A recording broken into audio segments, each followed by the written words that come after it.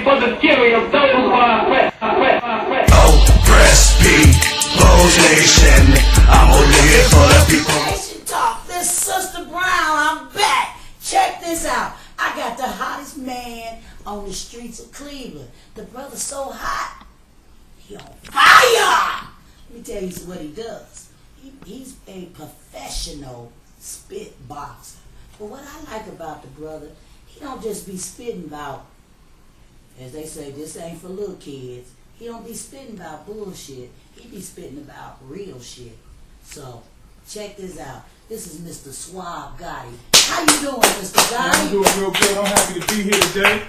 I just want to send a shout out to some of the cats that I met today that I was talking to. I want to send a shout out to Kabir, my man that plays the African drums. Dude I just met today named Marceau. I just met him today. Fine young gentleman. And Sister T, who I know for a while, but I'm talking to her. And the last person would be this very wise man, traveler I met today. Also I want to say shout out to my homeboy Yusef, who I was hollering at today. But last but not least was a brother that I met named Hashim, that I met today, that also played a lot of different instruments, African instruments and stuff. Very wise brother. He reminded me of this word, what fear means. He said fear means false evidence appearing real.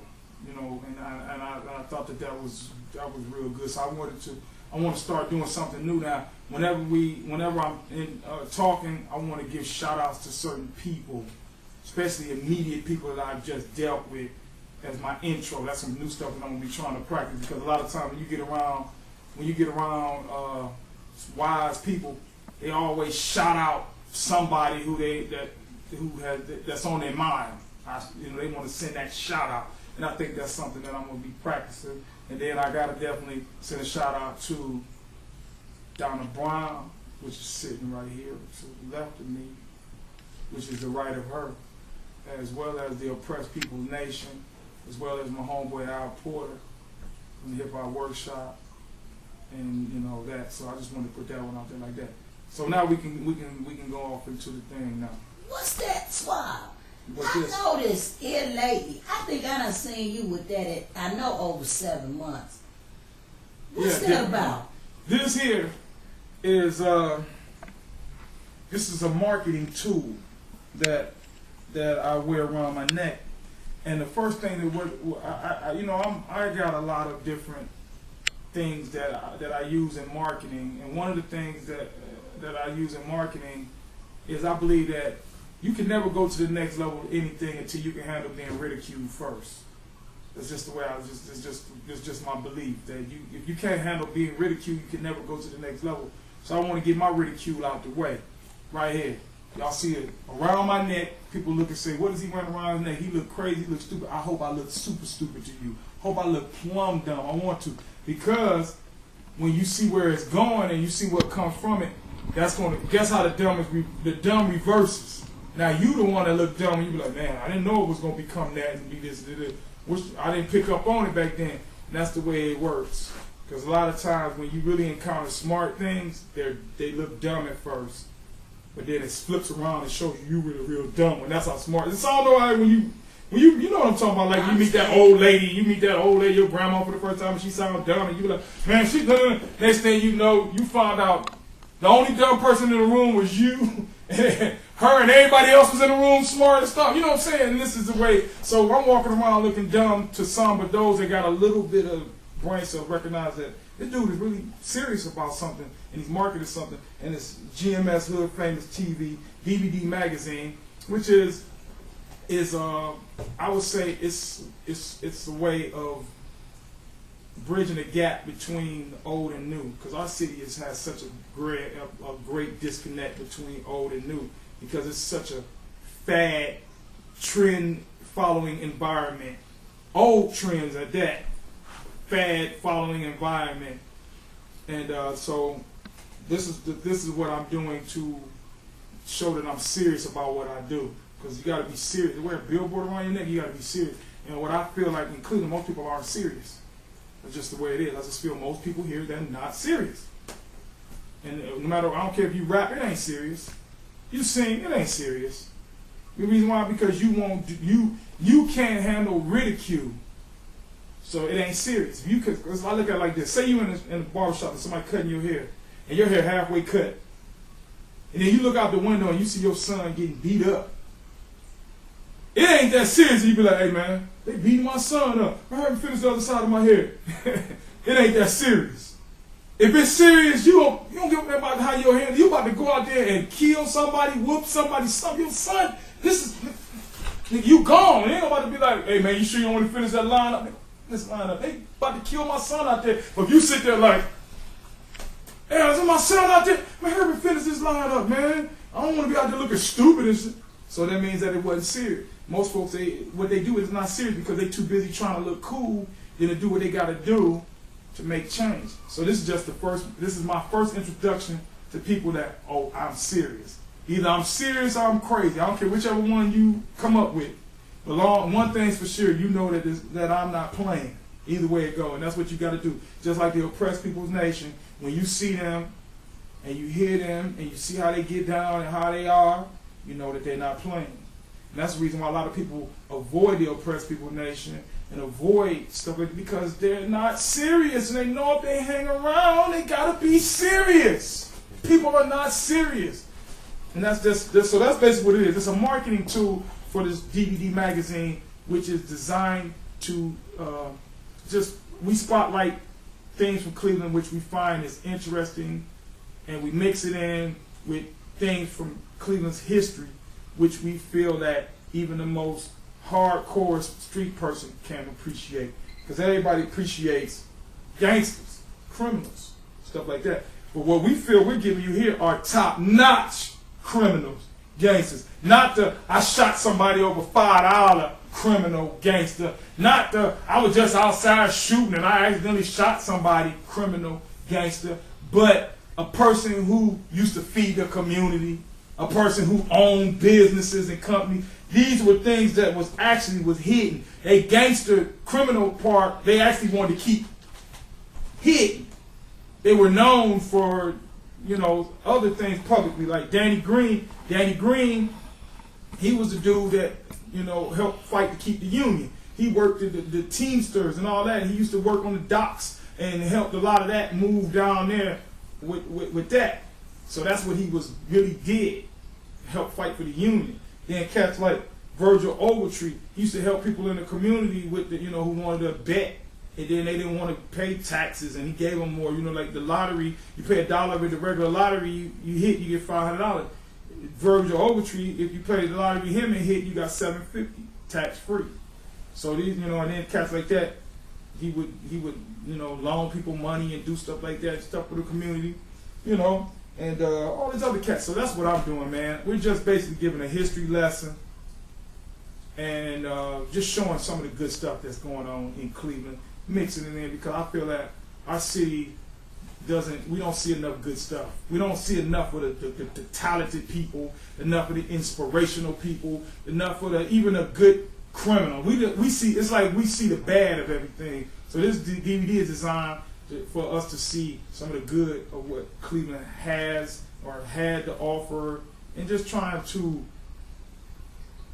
clean up some of this, what I want to talk about. I hope you're going to ask me about, and that's the next phase of this convo right here. Listen, brother, I want to tell you, when I originally seen you the first time with that on, I did not think you was crazy. You know me, that's why. Right. But still, I didn't think you was crazy. Mm-hmm. And I do know you. Mm-hmm. Right? Mm-hmm. You know what I thought you was? What? A man serious about his craft. That's what that let me know. He's serious about his craft.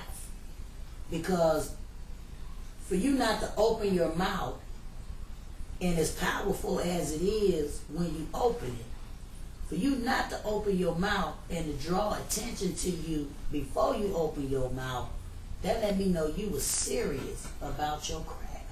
I just want to tell you that. Mm-hmm. My next question, though, and that's, as they say, before I get to the thick of things, tell me about that man, that big picture there. Who is that? Oh, this guy? Yeah, tell me about that guy. Okay, hold on. Scatterbrain. Herman Stevens. Well, here's what's so funny about this guy right here. First of all, when we came together to do this volume 4, we wanted to do Cleveland Gangsters. So when we be out in the street and we be telling folks like, yeah, you know, me and my crew, I'm talking about when I say we be out in the street and we talking about, yeah, we're gonna do a Cleveland Gangster DVD on a real Cleveland Gangsters. You know, people will get, their ears will perk up because they say, wow, Cleveland, a lot of folks say Cleveland had gangsters. So their ears will perk up. And then the older cats who knew that their Cleveland had gangsters, here's what they would always do. And you can't do no gangster DVD without scatter. So now I'm understanding what's going to happen, and I'm thinking ahead. I said, I don't know who this scatter is. But before we come out with a DVD, we got to have scatter on there to eliminate anybody trying to play that sucker stuff. Because me, Cleveland love to try to, they do that sucker stuff. Okay, excuse me. They do that sucker stuff where they when you ain't got scatter on there or whatever, it ain't legit or it ain't real. That's what they like to do here. To discredit you. Shoot you down. Yeah, shoot you down. So we made sure we had this scatter guy on here to eliminate any of the bull crap. So now we out here. See, ain't no other real street cat internationally known like this scatterbrain guy, and this we're gonna go off into now. So we got him on here. So anytime they name anybody now trying to do that, guess what? We talking about scatter was bigger than him, and they gotta shut up. That's why we got Don King on here, because Don King from the Cleveland streets, he shot and killed, went to jail, but he prevailed. Now, my thing is with these cats, and this is what I'm learning more and more. You got to look at what people represent sometimes. Forget sometimes what they are. Because this thing is bigger than an individual. Everything is bigger than an individual. Press People Nation is bigger than an individual. GMS Hood Famous TV is bigger than an individual. Whenever you're doing right, it's bigger than an individual. Okay? Unless you're talking about God himself. Any other name is bigger than an individual when you start to talk about anything that's good. So, the scatter dude, we come to find out, okay, we found out his name is Herman Stevens. So the first thing you know to do when you do your research, you go to Google. It's the first, easiest thing to do, you go to Google. We go to Google, can't find nothing. Type in scatterbrain, White Rock Group pops up. Like, damn, so how we gonna find it? So we keep on searching. A couple of Jet magazines wound up popping up after different name variations. Jet magazines say, yeah, Scatter rich as hell. I know y'all Clevelanders like Scatter. We heard Scatter just came back to Cleveland with an amphicar. Yeah, blah, blah, blah. We're like, okay. So we do a research, find out what an amphicar is. Amphicar is a car that turns into a boat. Scatter was the first person that had a car turned into a boat. Then come to find out, yeah, Scatterbrain and Count Basie was kicking it all this weekend in Paris. They were doing this. So then we find out this dude kicks it with cats like Count Basie. Count Basie would be equivalent to, let's see, right now, Count Basie would be like our Kanye West. Okay? So, Scatterbrain and Count Basie were kicking it in Paris. So we keep, you know, and we find out this dude is an international baller from here.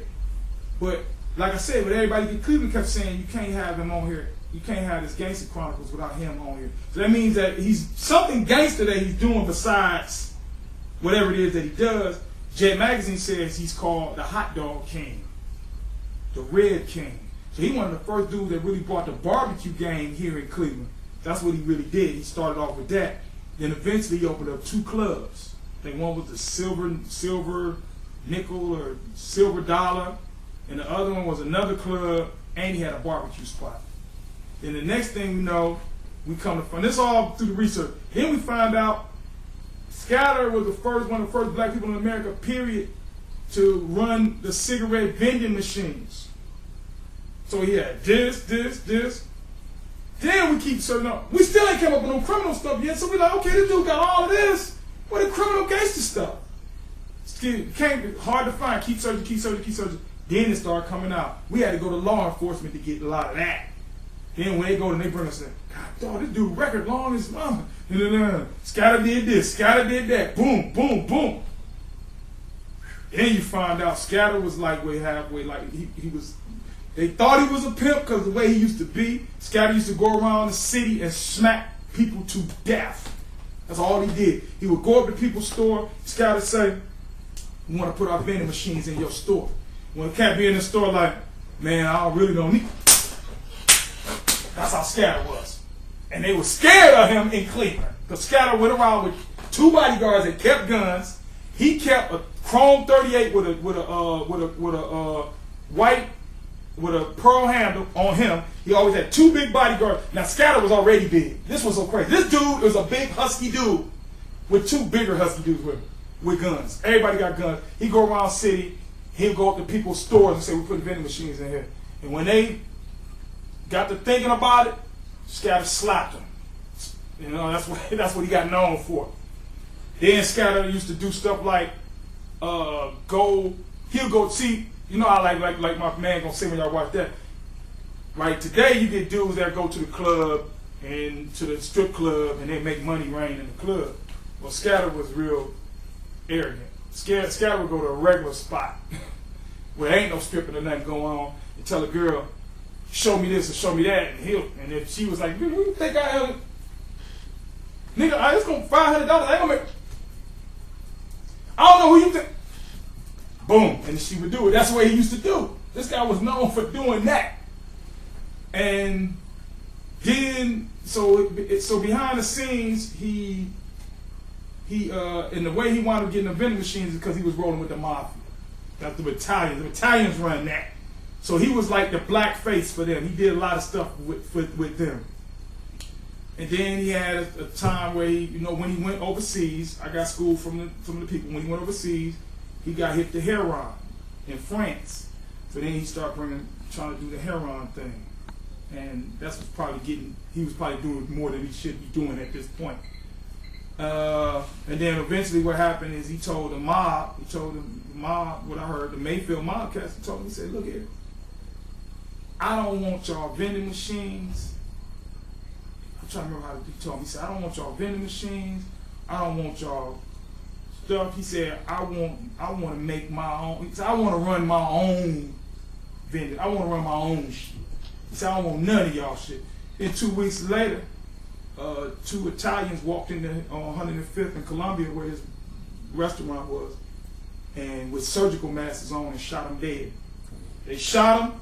Scatterbrain ran next door because he had like his office here and he had a restaurant here. Scatter ran next door. They chased him around, shot him some more, and so he died like that. And this dude was so internationally known that when he had his funeral, it was people from all over America. I mean, not America, excuse me, he was international. All over the world came to see Scatter. They came to Cleveland. And it was 300 brand new Cadillacs, because he died in '67, going all the way down the street. So it made a traffic jam in Cleveland that's never been seen before. They changed his clothes at the funeral 3 times.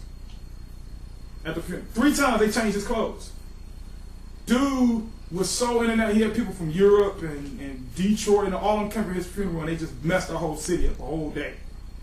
And then when they made the movie Superfly, and you watch Superfly, there's a guy in there playing the Red King called Scatter. That's who he was imitating. And Superfly was Scatter. So this is a big gangster.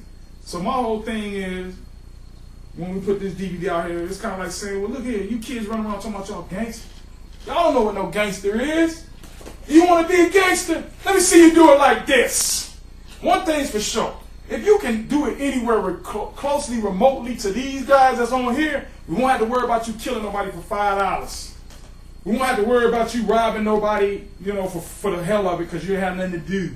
We won't have to worry about our kids getting killed because you're going to have some big shoes to fill if you want to be like some real gangsters. That's why we got it on here. But it's like, damn, dude, if you're going to be a criminal, why don't you be good at it so we ain't got to lose our children because you a dumb, stupid thug. You are not a gangster.